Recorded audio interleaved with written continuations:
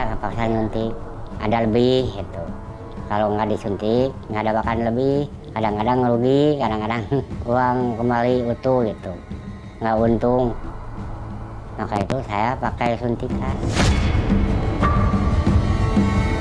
Harus ditindak, nggak boleh. Kita harus jaga konsumen, itu harus ditindak tegas, nggak boleh bermain-main. Takarannya bebas berarti ya Kang? Bebas.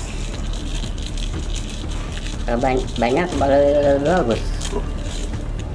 Bukannya kering kan ayamnya.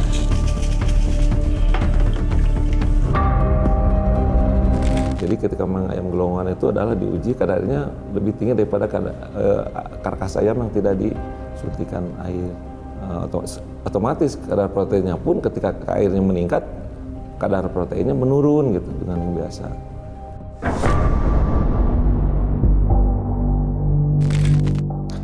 Masih dalam suasana Idul Fitri pemirsa, kali ini tim Expos mengungkap kecurangan oknum pedagang ayam gelonggongan dengan menyuntikkan air agar bobot ayam menjadi lebih berat. Modus pelaku melakukan hal tersebut tak lain tak bukan agar dapat menaikkan harga ayam. Bersama saya Agung Hardiansyah, inilah Expos, praktik curang pedagang ayam gelonggongan.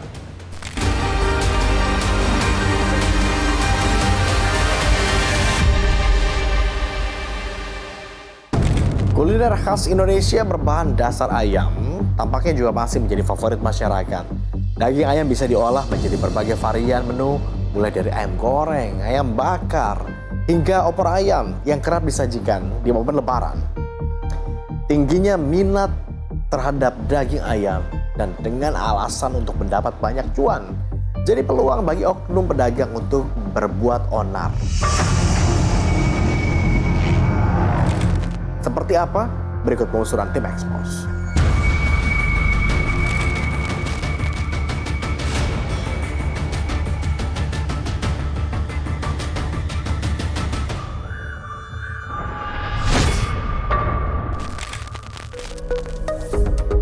Ayam adalah unggas dari ordo Galliformes yang biasa dipelihara untuk dimanfaatkan daging, telur, hingga bulunya.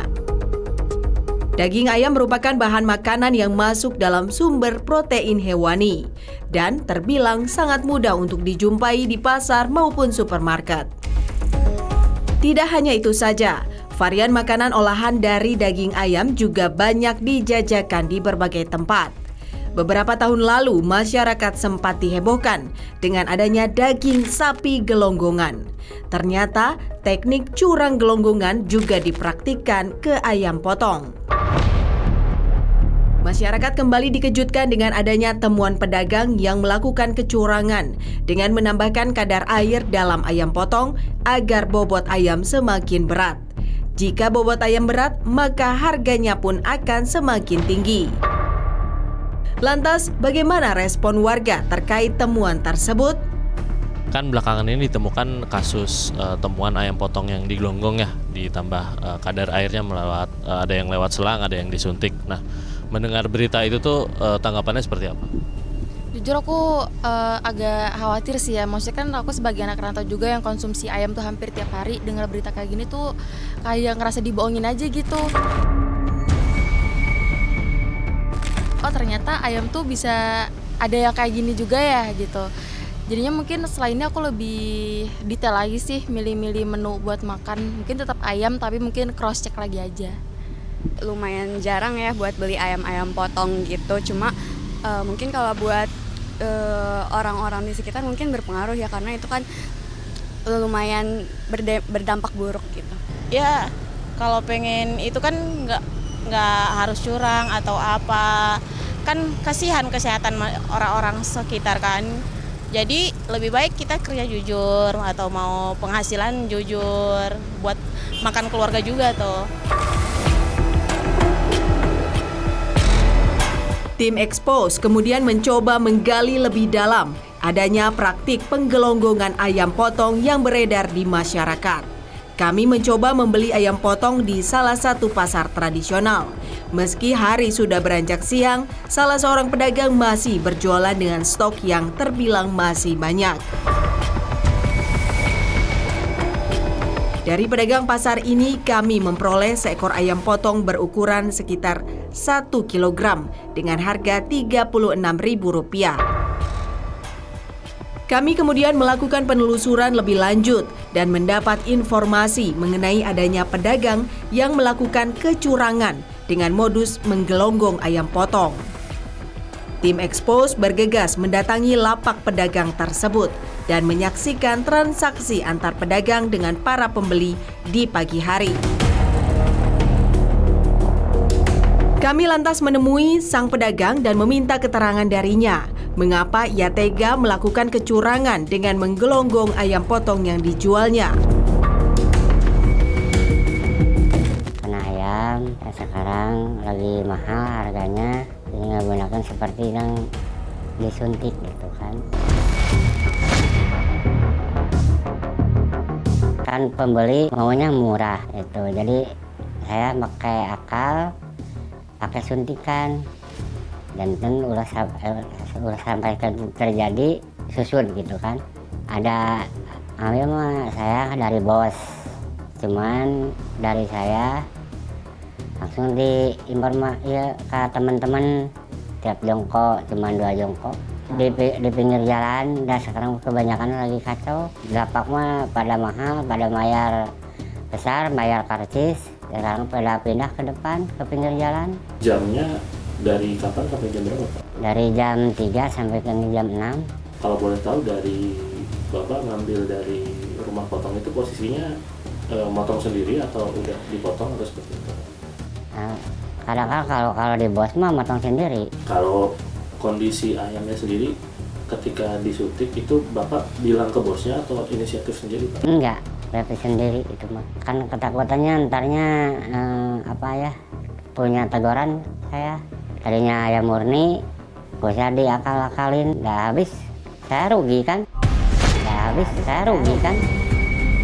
Pembeli harus sebenarnya maunya harganya segitu, dari sana segitu, susut gitu kan, tekor, timbangan. Kadang-kadang kan kalau disuntik itu lebih dari timbangan, asalnya 1,5 kilo, karena kalau disuntik jadi 6 kilo kan lumayan, itu 1 ons buat ganti ongkos. Berarti bedanya 1 on, Pak ya? Ya, 1 on, kadang-kadang 2 on kan gitu kan, nggak sama.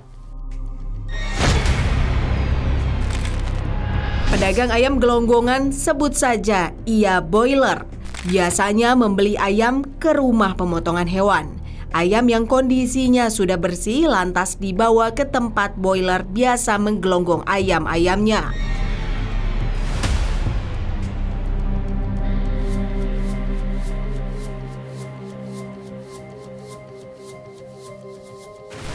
Boiler sudah menyiapkan alat berupa jarum suntik dan air yang mengalir dari keran. Tim Expose juga sempat mengikuti pelaku untuk berbelanja bahan-bahan yang akan digunakan oleh pelaku.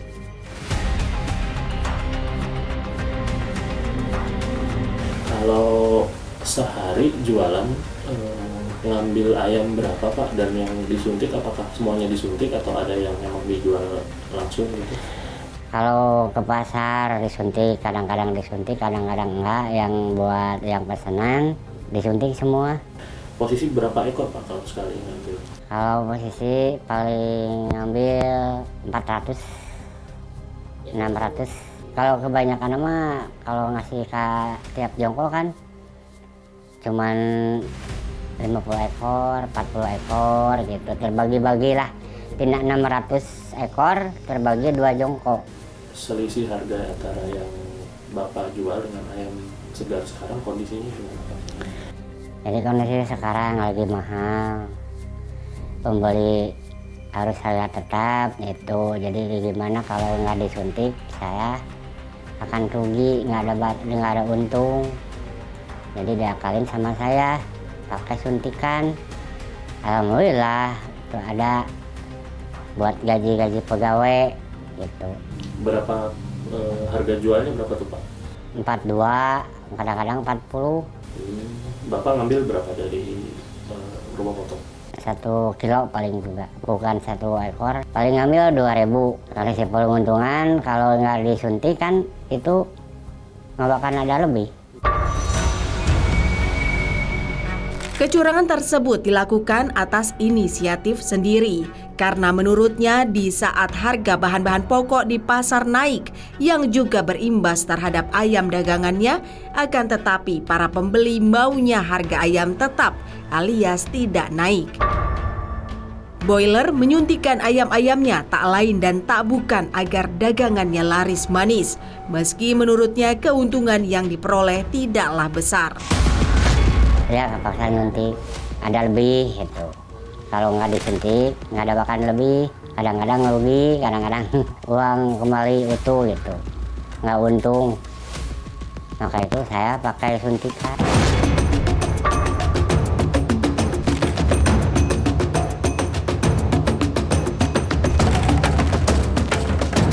Tidak sampai situ saja pemirsa, oknum pedagang nakal ini juga mencampurkan boraks ke dalam air agar ayam tampak segar dan lebih tahan lama.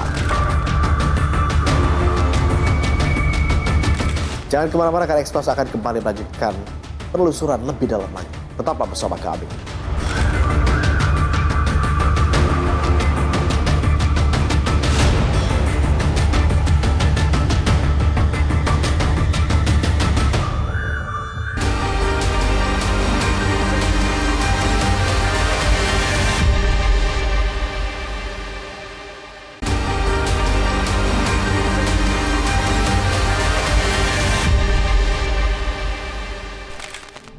Terima kasih Anda masih bersama kami di Ekspos. Pemirsa, tim Ekspos membawa sampel ayam gelonggongan milik pelaku dan sampel acak ayam segar dari pedagang ayam lainnya dari berbagai daerah untuk dilakukan uji laboratorium.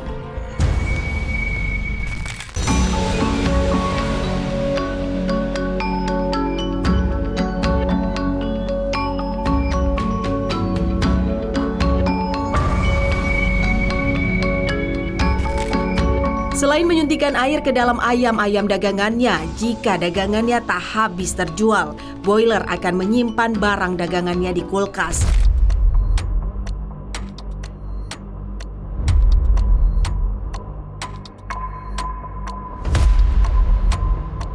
Tapi lagi-lagi ia melakukan kecurangan agar ayam tahan lama. Boiler mencampurkan bahan kimia andalan para pedagang nakal, yakni pijer atau boraks.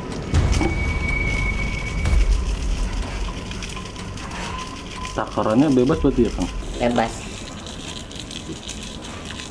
Banyak bagus. Sebenarnya kering kan ayamnya. Ya kalau disimpan di kulkas. Cuman pakai bahan pijer. Kalau dibesokan nggak begitu busuk gitu. Jadi kalau pakai pijer itu dibesokkan lagi segar kembali mula seperti semula gitu. Pijer kalau pakai pijer 1 minggu ya. Kalau nggak pakai pijer 3 hari juga udah busuk ya. Berarti setelah disimpan besokannya masih dijual lagi tuh? Dijual bisa. Dijual, ada kelihatannya kan dicuci segar lagi. Itu pakai pijer.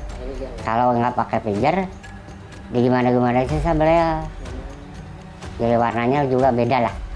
Ada perkiraannya nggak Pak? Maksudnya dari cara nyuntiknya yang disuntik airnya berapa banyak itu takarannya Bapak ngitung atau asal nambah aja? Enggak, cuman ada hitungan kan. Kadang-kadang 2 ons, kadang-kadang 1 ons. Tergantung ayamnya? Ya, tergantung ayamnya. 1 paha, kadang-kadang 1 ons. Kan 2 paha, jadi 2 on. Kali itu dari dada kan 2, tergantung ukurannya.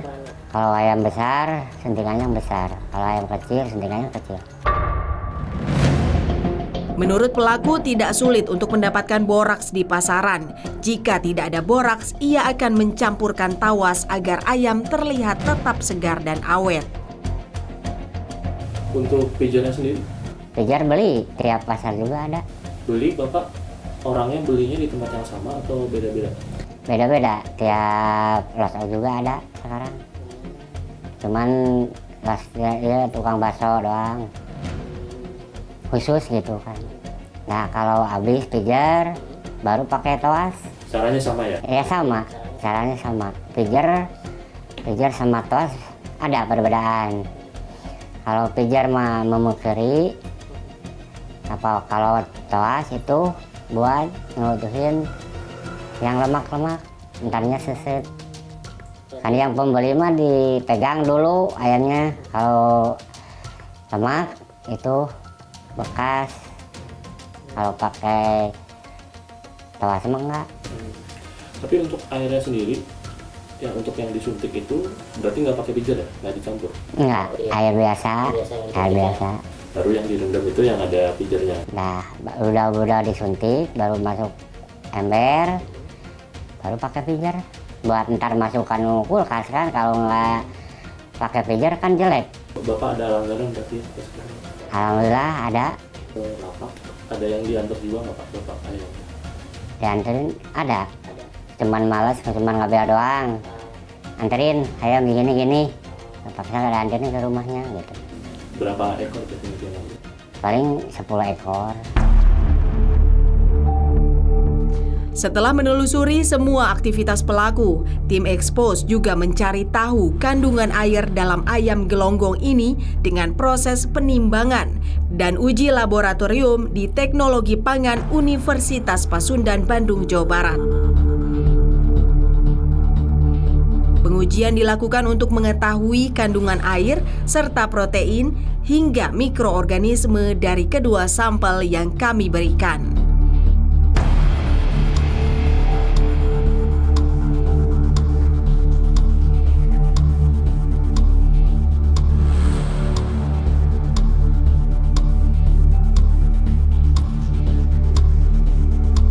Kami membawa 2 sampel ayam, 1 diantaranya milik pelaku dan sampel lainnya dibeli secara acak. Di sini pihak laboratorium Universitas Pasundan melakukan pengujian kadar air, kandungan protein, hingga adanya koloni bakteri dari sampel ayam dan pembanding.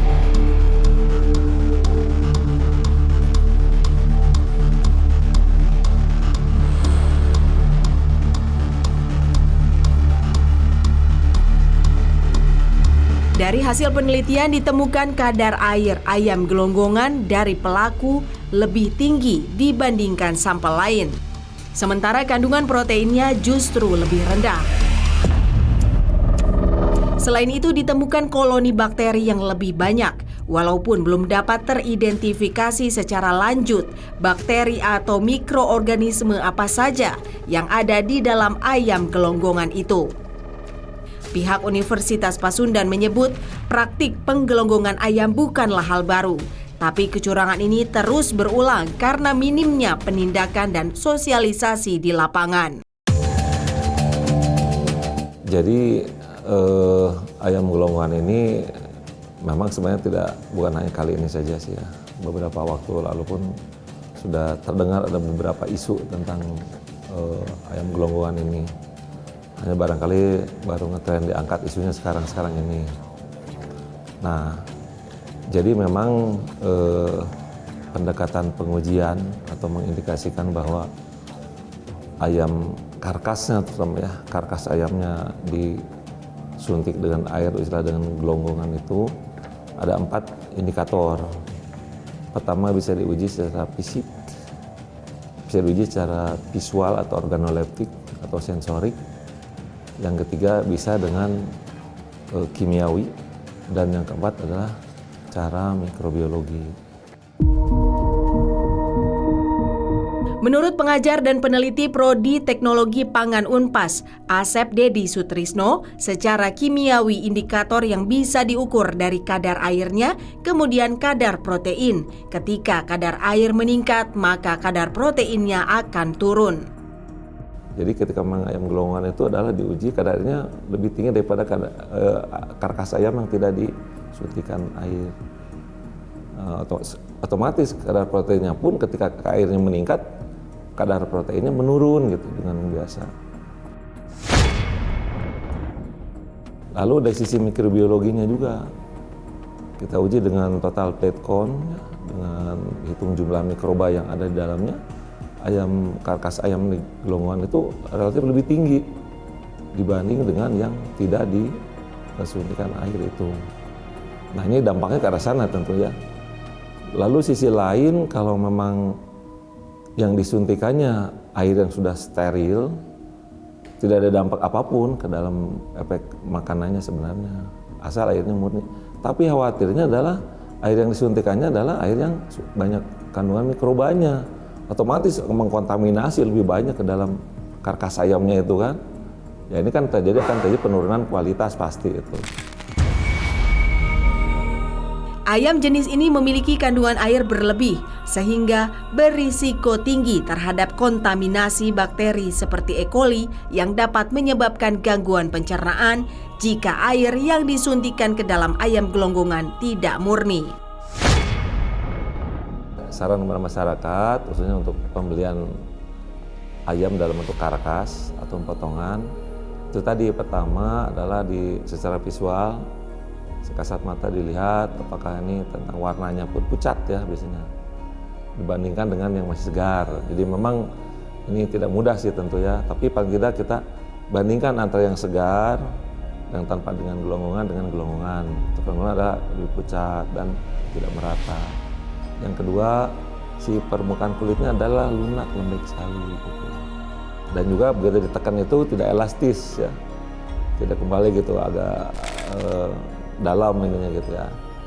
Yang mesti dilakukan konsumen paling itu. Temuan ayam potong gelonggongan dengan metode suntik menjadi perhatian bagi ahli gizi, apalagi terkait penurunan kualitas dari bahan pangan tersebut. Penambahan air mentah yang tidak steril, baik dengan aliran melalui selang atau suntik, juga bisa menjadi media berkembang biak bagi mikroorganisme seperti virus maupun bakteri. Adanya mikroorganisme ini jelas dapat membahayakan kesehatan manusia, terutama jika dikonsumsi secara terus-menerus dalam jangka panjang. Jadi memang pemberian air mentah ke dalam ayam ini ya, baik dengan selang ataupun disuntikan, itu tentunya akan mempengaruhi kandungan gizi dari ayam tersebut. Yang pertama, secara ukuran pun dia pastinya akan bertambah secara volume, tetapi ada zat-zat gizi yang tentunya dapat terpengaruh, terutama yang larut dengan air gitu, seperti mungkin vitamin, mineral atau beberapa protein. Potensi gangguan kesehatan yang mungkin terjadi bisa berupa infeksi ataupun keracunan makanan jika kita mengkonsumsi ayam tersebut. Infeksinya apa? Nah, air yang mentah ini biasanya kan mengandung bakteri seperti Salmonella ataupun Escherichia coli ya. Yaitu bisa potensi juga menimbulkan infeksi di saluran pencernaan. Biasanya seperti keluhannya tuh diare, ada mual, ada muntah, seperti itu, Mas. Meski telah melewati proses pemasakan, ahli gizi RSUP Fatmawati ini tidak menyarankan untuk mengkonsumsi ayam gelonggongan yang terlanjur dibeli. Pasalnya, dalam ayam tersebut tidak hanya ada potensi mikroorganisme berbahaya, melainkan juga kandungan zat asing hingga logam yang tidak dapat luntur dengan proses pemanasan. Jadi penambahan air yang mentah tadi kan potensi mengandung mikroorganisme tadi ya, salah satunya contoh bakterinya bisa seperti Salmonella tadi ataupun Escherichia coli. Nah, jika ayam tersebut dimasak dengan benar memang bisa membunuh dari bakteri tadi. Misal untuk Salmonella itu minimal suhunya adalah 74 derajat Celcius dengan waktu sekitar 1-2 menit atau lebih baik lebih lama ya. Atau dengan Escherichia coli itu suhu minimalnya sekitar 60 derajat gitu, dengan waktu papar yang juga harus lebih lama seperti itu. Tetapi pemasakan ini tidak dapat merusak atau mematikan gitu ya zat-zat kimia atau zat-zat berbahaya lain di luar mikroorganisme tadi gitu. Jadi sebenarnya yang harus kita lakukan, kita memilih yang lebih tepat gitu ya untuk ayam yang kita konsumsi. Karena potensi gangguan kesehatannya itu tetap ada. Tidak patut untuk dilakukan ya, karena merugikan kesehatan orang banyak seperti itu. Nah, untuk seperti tadi yang pemberian boraks ataupun formalin ataupun pengawet yang tidak pada tempatnya ya, karena kan dia juga zat-zat yang sebenarnya bukan untuk makanan gitu ya. Itu dalam jangka panjang tentunya bisa menimbulkan penyakit-penyakit seperti kanker. Nah, gejala mungkin yang sebelum kanker itu bisa saja orang tersebut memiliki gangguan pernafasan gitu ya. Kemudian juga ada gatal-gatal, iritasi seperti itu. Praktik curang ayam gelonggongan ini jelas tidak hanya merugikan konsumen secara ekonomi, tetapi juga membahayakan kesehatan masyarakat. Pemerintah dalam hal ini, Menteri Pertanian mengatakan akan menindak tegas para pelaku. Harus ditindak, nggak boleh. Kita harus jaga konsumen. Itu harus ditindak tegas. Nggak boleh bermain-main. Agar pembeli tidak terjebak membeli ayam gelonggongan, berikut sedikit tips memilih ayam segar dan ayam gelonggongan. Dari faktor aroma, biasanya ayam gelonggongan berbau amis, memiliki tekstur yang basah dan licin. Ketika dimasak, ayam gelonggongan akan mengalami penyusutan dari segi ukuran.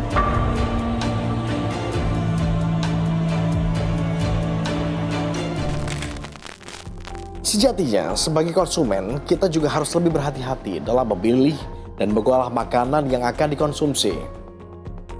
Sebagai upaya antisipasi, pemerintah juga terus berkoordinasi dengan berbagai pihak, memperketat pengawasan distribusi pangan dan menindak tegas segala bentuk pelanggaran sesuai dengan aturan yang berlaku. Saya Agung Haryasa pamit, sampai jumpa lagi di Ekspos episode berikutnya.